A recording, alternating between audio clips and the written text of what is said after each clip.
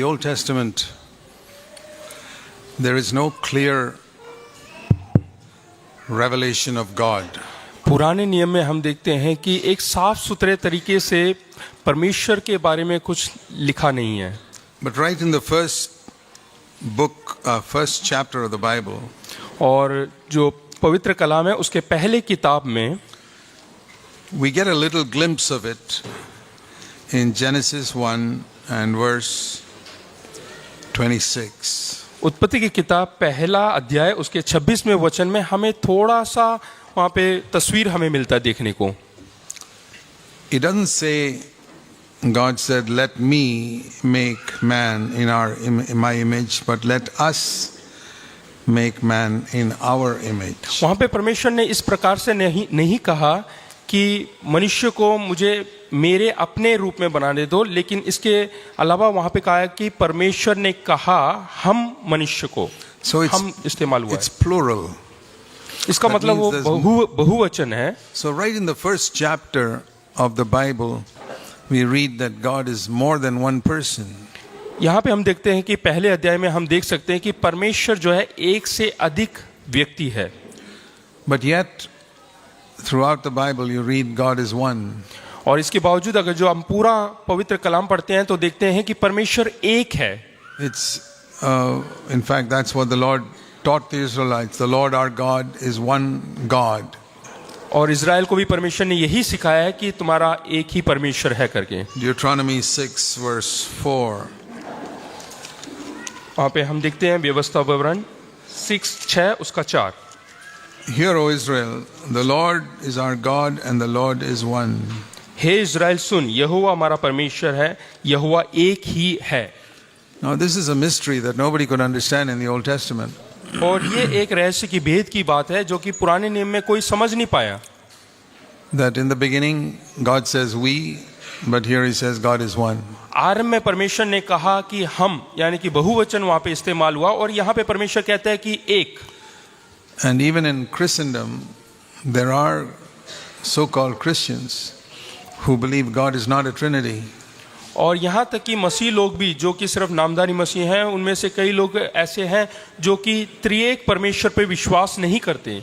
There are groups like that, many millions of Christians. और कई लाखों ऐसे मसीह लोग हैं, ईसाई लोग हैं. They say there is only Father, Son and Holy Spirit are just like different names for one person. और वो इस प्रकार से कहते हैं कि एक व्यक्ति के लिए अलग अलग नाम दिया गया है, यानी कि पिता पुत्र पवित्र आत्मा करके. You know, like I am an elder, I am a husband and I am a father. जिस प्रकार से आप एक बुजुर्ग हैं, एक पिता है और एक पति है. That doesn't mean I'm three persons, I'm one. हाँ, तीन व्यक्ति होने के बाद भी एक है करके, तीन नाम होने के बावजूद भी एक है. They say God is Father, Son and Holy Spirit just means he reveals himself in different ways, but he's only one person. वो इस प्रकार से कहते हैं कि वो एक ही व्यक्ति है और अपने आप को तीन तरीके से प्रकट करता है. Now we may think this is only a theological dispute, it's not very serious. और हम इस तरह से सोचते हैं कि ये शास्त्र के अनुसार है और इसमें कोई बड़ी बात नहीं. There are groups called Jesus only. और कई ऐसे झुंड है जो कि केवल यीशु पर विश्वास करते हैं. And they baptize in the name of Jesus and not in the name of the Father, Son and Holy Spirit. और वो बपतिस्मा देते हैं केवल प्रभु यीशु मसीह के नाम से, ना कि पिता पुत्र पवित्र आत्मा के नाम से. Because they say, even though Jesus said in Matthew 28 and verse 19, you must baptize in the name of the Father, Son and Holy Spirit. वो लोग कहते हैं कि हालांकि परमेश्वर प्रभु यीशु मसीह ने कहा है कि हमें पिता पुत्र पवित्र आत्मा के नाम से बपतिस्मा देना चाहिए. In Matthew 28. मत्ती रचित सुसमाचार 28 में. But in the Acts of the Apostles, we read that they were asked to be baptized in the name of Jesus Christ. लेकिन प्रेरितों के काम में इस प्रकार से पढ़ सकते हैं कि वहाँ पे केवल पुत्र यानी कि प्रभु यीशु मसीह के नाम से वहाँ पे बपतिस्मा देना है करते हैं. Acts 2:38, be baptized in the name of Jesus Christ. और 3 उसके 28 में लिखा है कि प्रभु यीशु मसीह के नाम से बपतिस्मा देना. There's one simple principle of understanding the Bible. और एक साधारण सा सिद्धांत है परमेश्वर के कलाम को समझने के लिए. And that is, according to our human understanding, where two passages appear to contradict one another, they don't contradict, both are true. हालांकि हमारे मनुष्य के बुद्धि के अनुसार हमें ऐसा लगता है कि ये दो वचन जो कि परमेश्वर के वचन में लिखा है ये एक दूसरे के विपरीत है, लेकिन ऐसा नहीं है। There are many truths like this. और इसी प्रकार से कई और जगह भी है, कई और सच्चाई भी है। God is sovereign and he can do anything. और परमेश्वर सर्वशक्तिमान परमेश्वर है और वो कुछ भी कर सकता है। But man has got a free will and he can choose whether he wants to do something or not.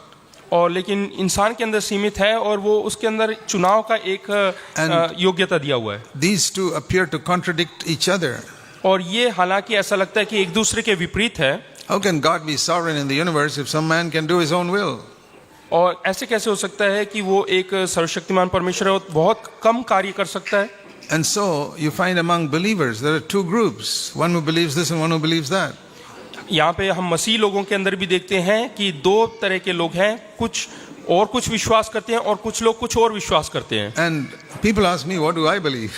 तो लोग मुझसे पूछते हैं कि आप क्या विश्वास करते हैं। It's like asking me whether I want my left hand or my right hand. वो इस प्रकार से पूछते हैं कि आपको अपना दाहिना हाथ चाहिए या बाईं हाथ। I say I want both. तो मैं कहता हूं कि मुझे दोनों चाहिए। I believe in this truth and that truth. और मैं इस सच्चाई और उस सच्चाई दोनों पे विश्वास करता I हूं। remember once even the devil quoted a verse to Jesus. यहाँ तक कि जो शैतान है उसने भी प्रभु यीशु मसीह के सामने एक वचन का उपयोग He किया said it is written that his angels will take charge of you so you can jump down. कि तू इससे यहाँ से चोटी में से कूद सकता है क्योंकि जो स्वर्गदूत है वो तेरी देखभाल करेंगे। He said it is written.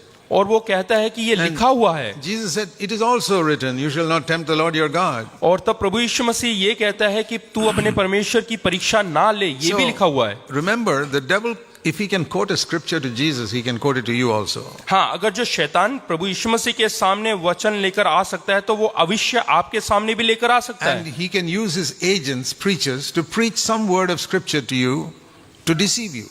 और वो अपने लोगों को इस्तेमाल भी कर सकता है ताकि वो आपके सामने कुछ और प्रचार करे ताकि आपको धोखे में रखे। There is a balance in scripture like there is in our human body. जिस प्रकार से हमारा शरीर है वैसे ही हमें जो है एक संभाल के रखना है, एक बराबरी में रखना है। When it says God is one, that is true. और ये सच है कि परमेश्वर एक ही है। But when it says his Father, Son and Holy Spirit, that's also true. और जब दूसरी ओर लिखा है कि पिता पुत्र पवित्र आत्मा, वो भी एक सच्चाई है। And you say, how can both be true?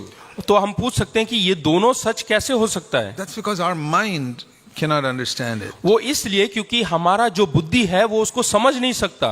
A God whom my mind can explain will be another man like myself.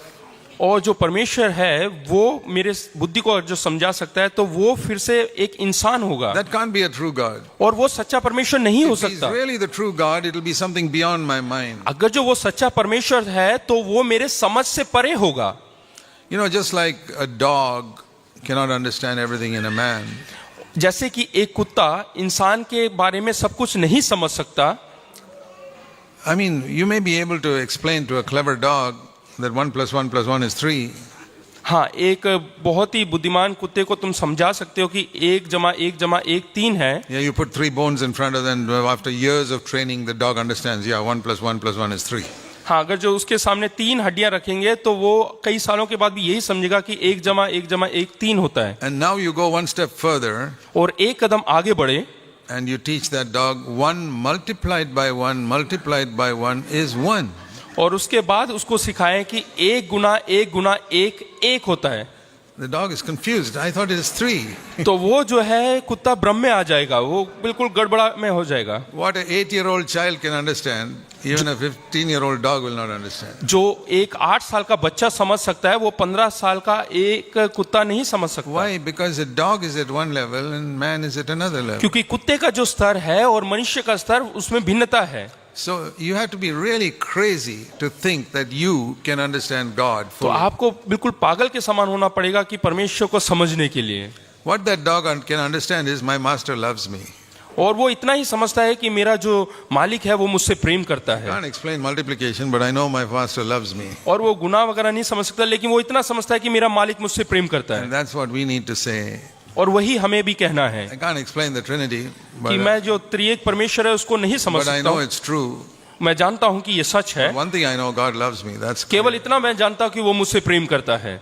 So we shouldn't try to explain the mysteries of God with our human mind. We cannot do it. तो हम जो है परमेश्वर के भेद की बातों को हम अपने दिमाग से नहीं समझा सकते हैं। But when people have come to our church and say we were baptized in the name of Jesus, और जब लोग हमारी कलीसिया में आते हैं और कहते हैं कि हमने बपतिस्मा लिया है पिता पुत्र के नाम से, I say you may not have known it.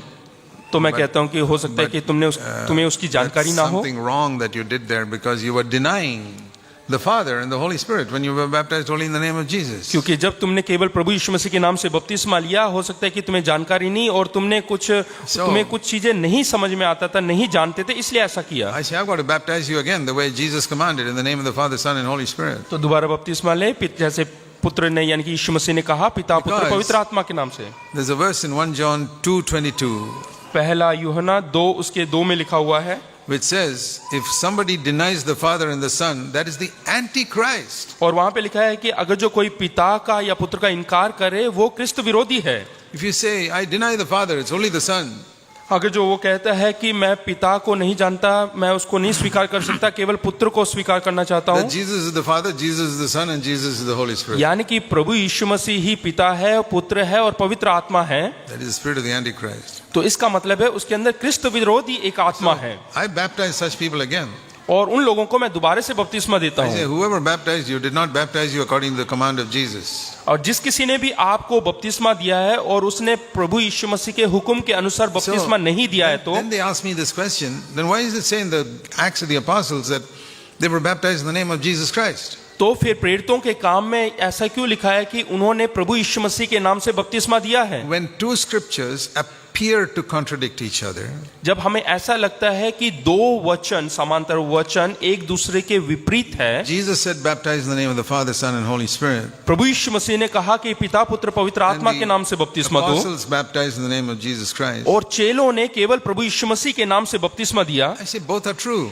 तो मैं कहता हूं कि दोनों सच है। They say how can it be true? और वो पूछते हैं कि ये कैसे सच हो सकता है? I said I'll tell you how I baptize people.